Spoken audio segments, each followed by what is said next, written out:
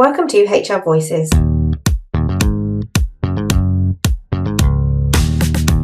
podcast for independent HR and people professionals and the businesses they support. HR Voices is brought to you by the expert team at HR Independence Limited.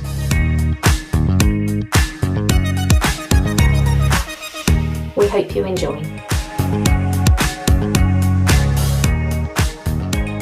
Hi there and welcome to another edition of HR Voices. This is one of our roundup sessions, and once again I'm joined by my colleague Mary Santi. Hi Mary. Hi Charlotte, hi everyone.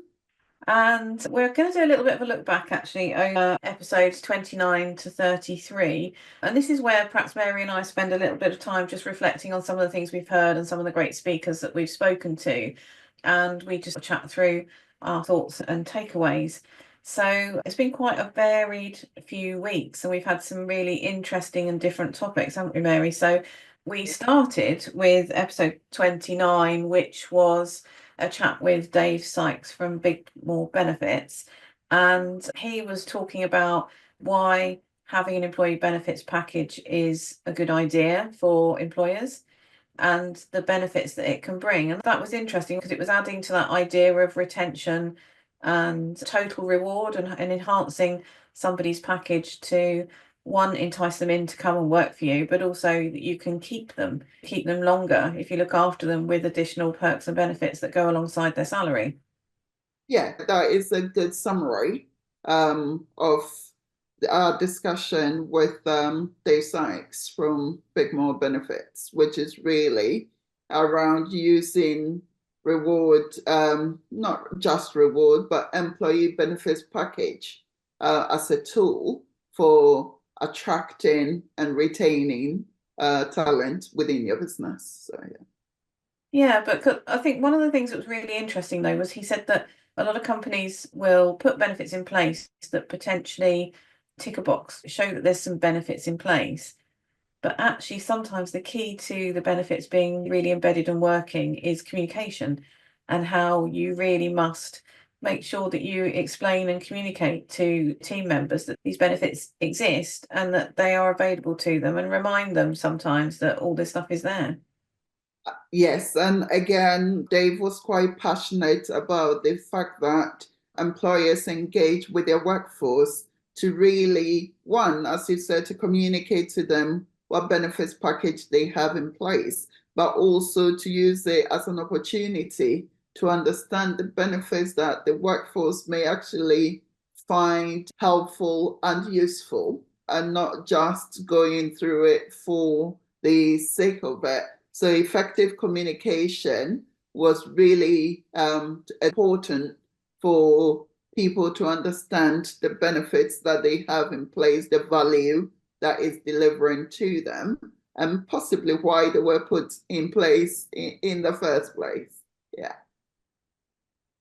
Yeah, and it can enhance the brand of the employer as well, because it's something that a particular employer does. I mean, every employer probably would love to aspire to be a great place to work and a company that people really want to work for. So it can actually set you apart from your competitors a little bit. That was one of the things. I think the topic effectively is why all companies or all organizations will benefit from having employee benefit package. And the whole key is that I think half the time, especially, both you and I and several HR consultants work with very small businesses. And when you start talking about benefit packages, etc., it can seem quite alien and quite a distance for small organizations who may think, ooh, we're just starting out here. And that sounds and seem more expensive, or we are not big enough. But what Dave helped us to understand is that you don't have to be a big organization to consider and to put employee benefit package in place. You can tailor it to your organization, and it doesn't always have to cost a lot of money. And sometimes it probably doesn't cost money because there's some perks, etc., that you can put in place that, yes, may cost the time of your leaders or your managers and stuff, and maybe the team taking a bit of time out to do different things, but it doesn't necessarily cost you additional money. Yeah, that was quite interesting. I like that idea of tailoring. And when we work with small organisations, everything is very much about tailoring what we do to fit the business and what they do. That's so, so important. He talked about his 4Ps framework. I mean, we love an acronym in HR. So we have the 4Ps: provision, protection, preventative measures, and perks. So the preventative piece is quite interesting because that's around health and well-being. And actually, another element to having these things in place is it can help keep your employees well and supported from a well-being perspective as well. So then potentially also lowering your sickness absent rates. Yes, and I think the 4Ps was actually a very good way of thinking, a very good framework of thinking about employee benefits, and encompasses quite nicely how it's essential for all businesses. It also talked about the fact that when you are customizing employee benefits for your workforce and for your workplace, you think as an employer is really not just about the people, because when you get it right, it's beneficial to your workforce and it's beneficial to you as the employer as well. Yeah, definitely. Okay, so his key takeaways then that we learned from this were that employee benefits is basically more than just a salary. Actually, you can do so much more with or without cost. You just need a bit of creativity sometimes, and that they are integral to employee satisfaction and retention. And of course, communication is key. Make sure that everybody knows what's available and what they have access to, customizing them to make sure it fits the business, and also perhaps even talking to employees about customizing it to fit what the employees might like. And then he talked about his 4Ps framework, using that as a basis for deciding what you're going to put in place. So they were some great tips, really, weren't they, for us? Yes, they are very great tips and provide a clarity around employee benefits and what that might mean for different employees, different organizations, etc. And one of the key advantages around employee benefits is that sometimes it can make the difference between whether people come to work for you or not, isn't it? Because when you being offered a job and you think about the basic salaries, etc. I know definitely within the technology sector, people are very aware and often would inquire about what package you are offering them. And that package typically goes beyond your basic salary, maybe pension, life assurance, and almost certainly people look at benefits in terms of sometimes even flexibility and everything else that you may be providing them. Yeah, okay. So I now want to move on, and we have to take a slightly more somber approach to our next conversation because actually we've got some very sad news. We did actually speak to Tony Monday, who was the Maverick mediator, incredibly passionate about bringing resolution to conflict in workplaces. He was a member of our community and a very active member of our community, actually. We used to chat to him regularly in our Friday Coffee and Connect in our HR Independence group. But sadly, a week after recording the podcast, Tony had a medical incident and passed away. But Mary and I have debated long and hard about whether to talk about this and whether perhaps to take his podcast down. And actually, for the fact that he has so much passion and interest and experience to share, that actually we felt it was a really good way to remember Tony and his legacy, to continue to talk about his approach and to take that legacy forward and encourage any of you to take on board his advice and his tips to bring a resolution to a difficult situation at work and resolve difficult situations for everybody. So in honour of Tony, and if his family at all are listening, we are desperately sorry for your loss. and we will really miss Tony, and a lot of our community members have said that they will miss him. But he was incredibly passionate about mediation, wasn't he? Yes. So yeah, it's extremely sad news. And as you can appreciate, came as a shock to both Charlotte and I Mm. and to the entire community. And we can only imagine what his family might be going through. So our deepest condolences to the family. Tony was extremely passionate about conflict resolution.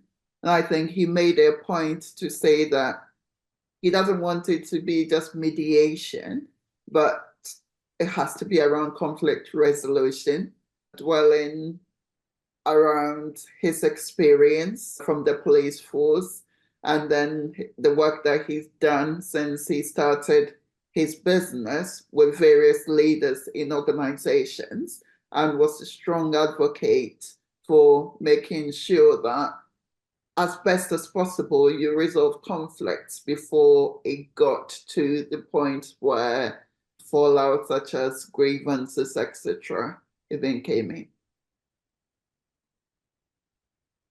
Yeah, I mean, he talked about early intervention being absolutely key. He also talked about the joy and the pleasure he got out of stepping in to perhaps situations that have been left far too long, and everybody's in crisis mode, and being able to bring resolution and to see the relief on their faces and to see things return to some normality, taking that pressure and the anxiety and the stress away from the situation, and that gave him great solace and great pleasure to be able to be a part of that. And it was quite interesting that he said that he would always refer to people as the participants, that everybody is a participant and everybody has a role to play, um, one in where they got to, but actually in the resolution as well. He was very much about going in with an equal sort of standing to take accountability and to take steps to resolve, wasn't he? Yes, he was. And he also liked the approach of not getting a detailed briefing from whoever was commissioning his service before he met the participants, because then Yeah. it gave him the opportunity to really look at things from a fresh approach point of view. Yeah, and I liked that actually because he said, I want to hear it from them. I don't want to hear all the baggage and somebody else's opinion. I don't want to be swayed by that. I want to make my own mind up and I want to hear it from the individuals because he would understand how they were feeling better from them. Yes. So I thought that was a really nice touch. So the key takeaways then in terms of taking Tony's work forward and keeping that legacy alive really is that mediation is absolutely a powerful tool for resolving workplace conflict, and it should be a safe environment, a safe, secure environment to do so. Early intervention's very key. It has to be a confidential and impartial process for it to be successful. And it doesn't only resolve disputes, but it can provide really good feedback to an organisation that perhaps then might help them make decisions to improve their internal processes so they don't get there again. Yes, yes. And I think what the example and what stuck with me is the joy that he got when people who potentially were friends or had good relationship before whichever conflict came into being and may end up not speaking to each other for years, kind of reminiscence and take it as if nothing's happened when you get good resolution and people manage to move on with their lives, because sometimes the workplace conflict spills over into our personal lives. It's not just confined to the workplace. No. So we will move on from Tony's podcast, but as I say, we are deeply saddened and sorry that he's not with us anymore, and he will be very missed in our community. And it's such a shame, but we want to just push his legacy forward and the amazing work that he did. So rest in peace, Tony, and we will miss you terribly. So let us move on then to the next topic, which it came as a flash of inspiration in one of our group calls, because it's something that we get spoken to a lot, which is whether to niche or not to niche. When you're a consultant and you're thinking about how to put your services together and what you like doing and what you don't like doing and what you want to sell as a service, a lot of debate happens in our community around niching or not. And some of that comes from a bit of a fear of not turning work down in the start, doesn't it? But we had Nick Paninsky, who is the influential consultant, and his passion is helping people to niche down and really get into what they love doing. And it's something we promote with our values. We say, love what you do and do what you love. So this is quite an interesting topic for us, isn't it? Yes, it's a very interesting topic because most HR consultants listening to us today would go, actually, when you start out, and that might be true for other consultants as well, outside the HR and people sphere, because when you start out and somebody approaches you or you approach somebody, you work to your client's problems or potential problems or issues that they may be having. So when someone approaches you with a more generic issue, at that point, you're unlikely to say, oh, I only specialize in this area, so I'm not going to take it or do it. And most importantly, a lot of HR people start off as generalists. And because most HR roles in-house may be in the form of that generalist role, and then as time goes on and people find their feet and find what aspects that they enjoy or may not enjoy, they tend to gravitate towards niching, but not everybody niches. And I think that was the core of the discussion that led to this particular episode of the podcast, because Nick was trying to convince everyone the importance to niche. And we actually also said, when it comes to HR consultants, yes, some people niche, absolutely. And there are different forms of niching. Someone might say, well, I only work with employers who are starting to, or I work with organizations who are only starting out to employ people. So I work with people, organizations that have a maximum of 10, 15, or 20 employees, starting out issuing their first contract very small, and I just help them. That can be one way or one approach to niching. And somebody might say, well, I only work with technology companies or with the civil servants, charities and stuff. The sector is one way. But then there's also when you take the technical approach, which is what do you provide as an HR consultant? Do you specialize in employee relations issues? Or do you specialize in investigations? Or do you specialize in, I don't know, leadership development? Do you specialize in training, coaching, etc.? But more often than not, we find that people touch on different things, isn't that? We provide a service that encompasses a whole variation of things and across industries as well.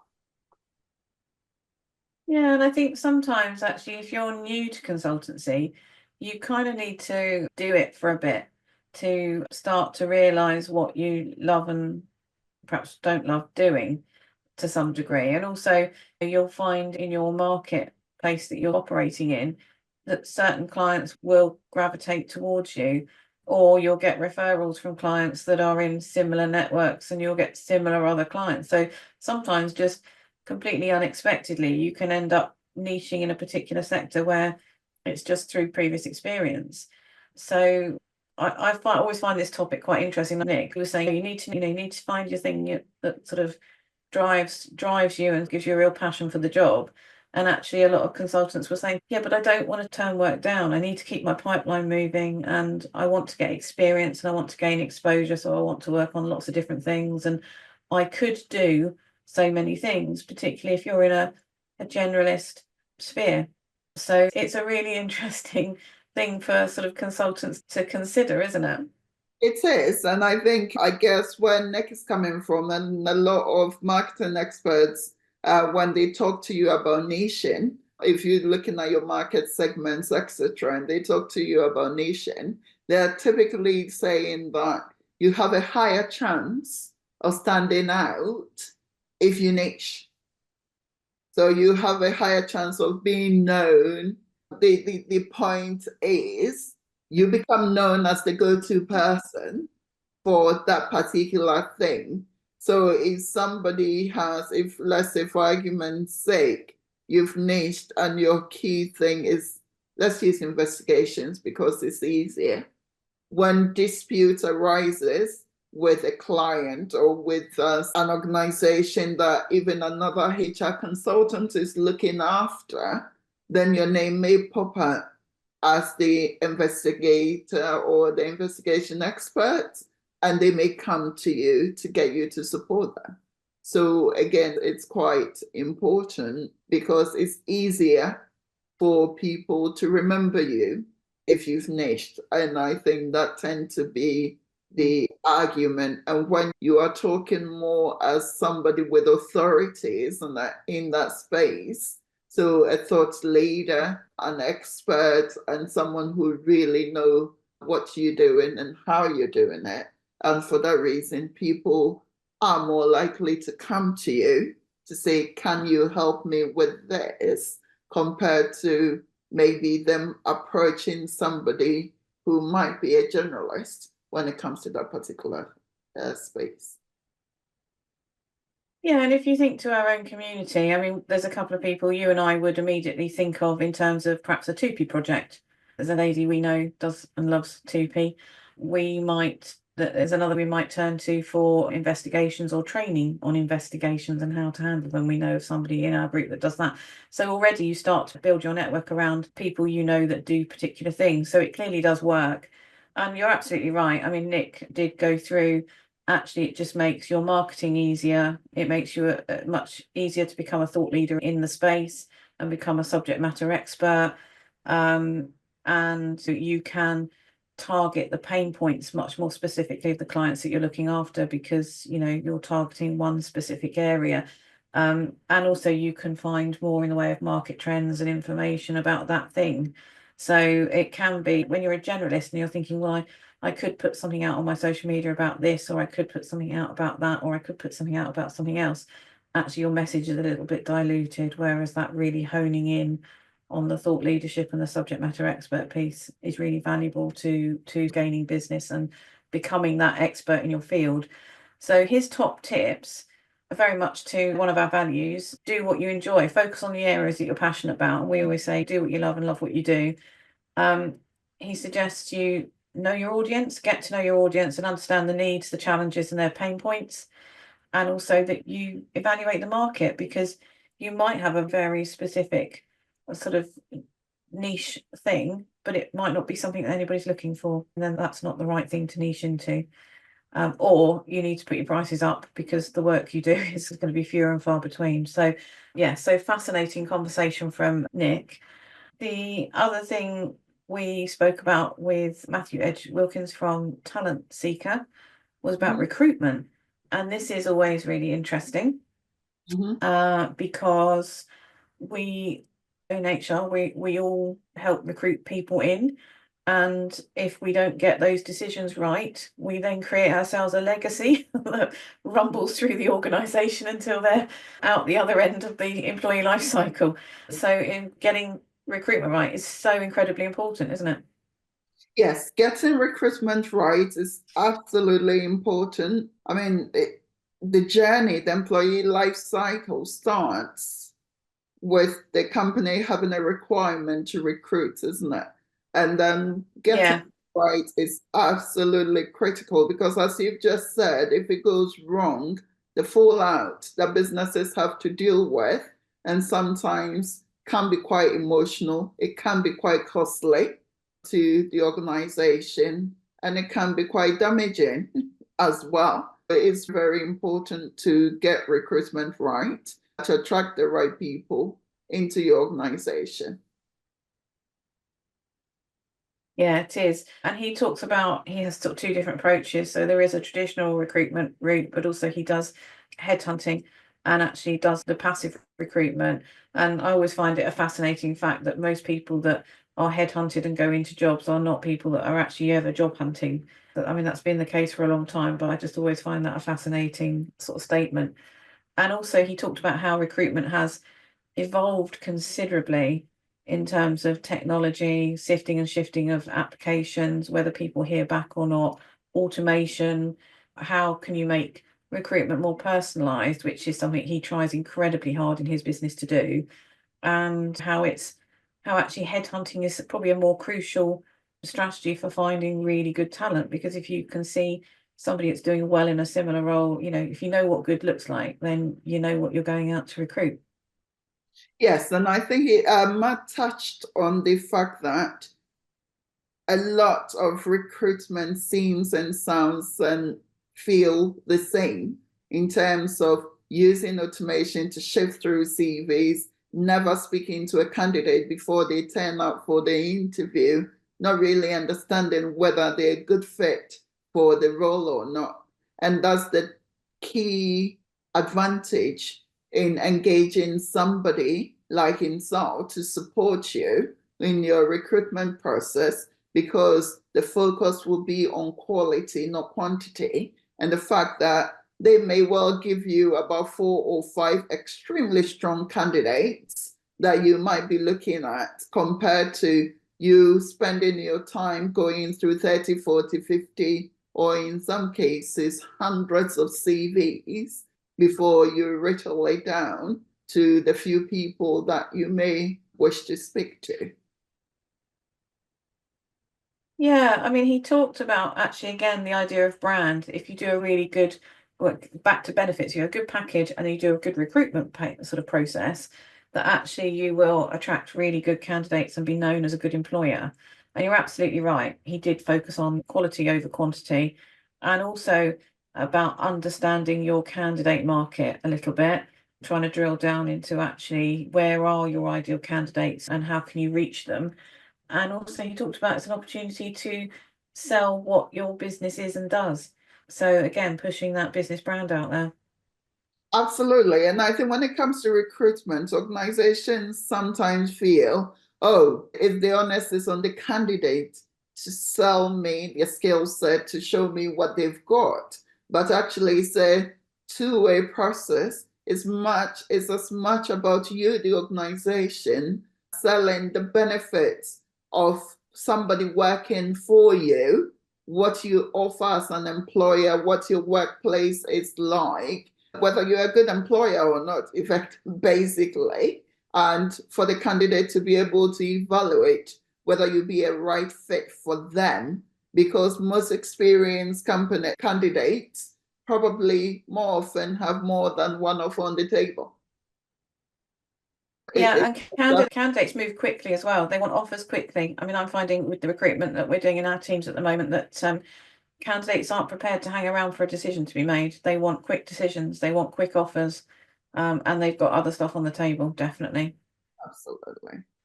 Okay, so the final one in this little mini series then was a conversation that you had. I couldn't make this one. This was chatting to Sally Sidani Wilkinson, and her company is called Rebalance by Sally. And this was all about menopause. So share that with us. So October is menopause awareness month. And we spoke to Sally just to raise awareness around menopause generally. And Sally shared from her experience, from her expertise. So she's a health coach and she helps organizations around menopause by creating awareness, by equipping them with strategies that they can implement to support women going through menopause in the workplace, or people going through menopause in the workplace.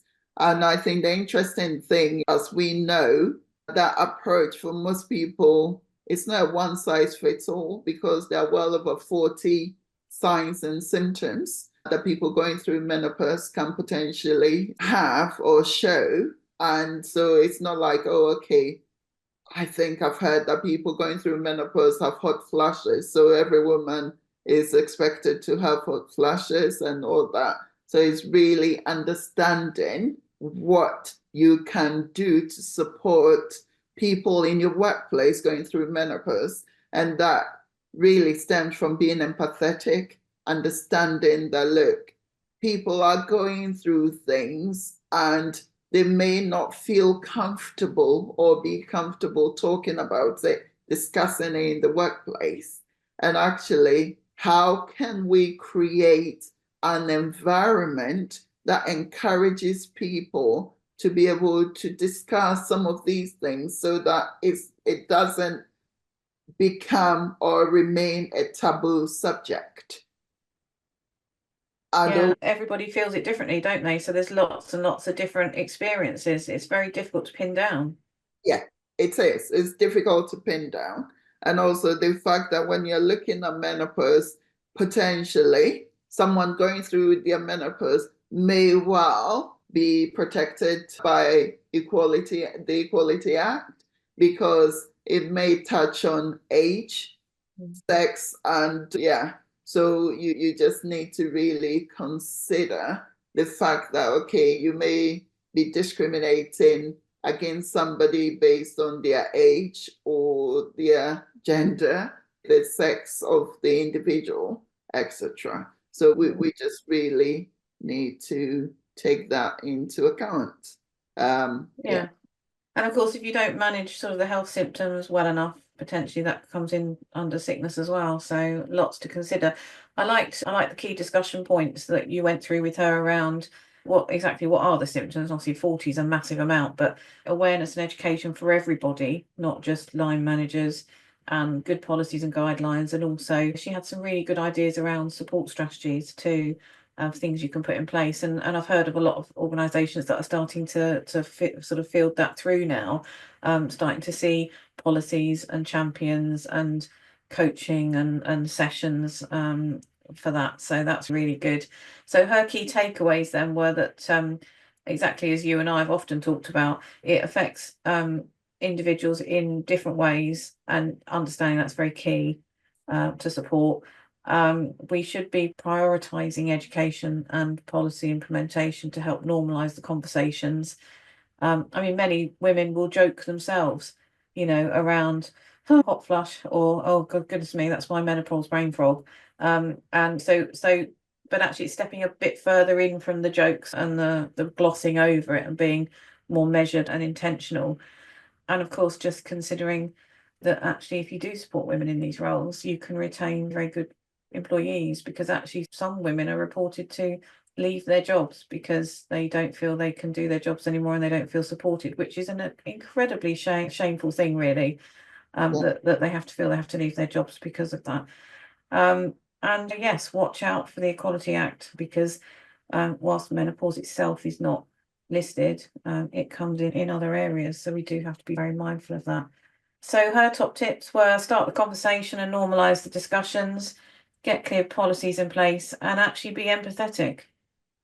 Yes, being empathetic, whether you are an employer, whether you are a manager or supervisor within the organization, or whether you are just a colleague within the workplace, goes a long way to helping and to supporting people going through menopause. Because when you are empathetic with people, and then you are able to understand a bit better and make them a bit more comfortable and help make reasonable adjustments and slight adjustments that is needed to support individuals. Okay. So that's quite a mini episode. We've covered a lot, and it's, as we say, we love doing these conversations and we learn so much, and it's just nice to hear our subject matter experts absolutely rock their thing and do their stuff, which is great. So I think this has been a great mini series, and there's more to come, so look out for that. Thank you ever so much for joining us, as always.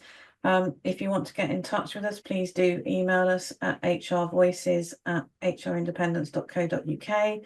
And if you want to be a guest, or if you've something you want us to cover, we'd love to hear from you. So thanks very much, Mary, again for a great roundup, and we will see and speak to you all next time. Thank you so much for joining. Take care. Right, take care. Thanks, Charlotte. Bye. Everyone. Bye.